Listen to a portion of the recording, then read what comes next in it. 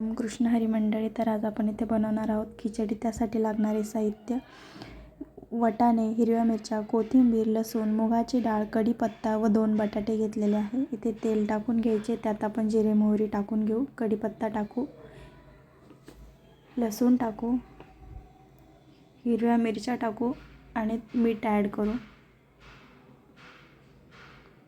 त्यानंतर वाटाणे आणि बटाटा टाकून घेऊ।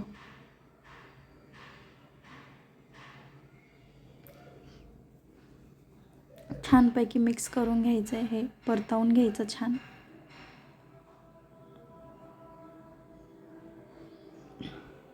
त्यानंतर हळद टाकून घ्यायची,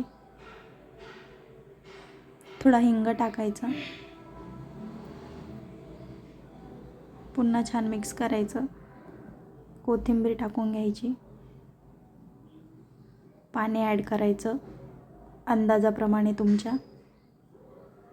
त्यानंतर धुतलेले तांदूळ आणि मुगाची डाळ त्यात टाकून घ्यायची आणि 2-3 शिट्ट्या काढून घ्यायच्या, बाकी काही नाही। मस्त मिक्स करायचं छान, पाणी ॲड करायचं पुन्हा तुम्हाला जितकं वाटेल तितकं आणि शिट्ट्या काढून घ्यायच्या। इथे तुम्ही पुढे बघू शकता, लहानांपासून तर मोठ्यांपर्यंत सगळ्यांची फेवरेट खिचडी असते। सर्दी खोकला किंवा आजारी झाल्यावर पण आपण ही खिचडी खाऊ शकतो, बघू शकता। आणि हो, लाईक शेअर सबस्क्राईब करायला विसरू नका। बाय।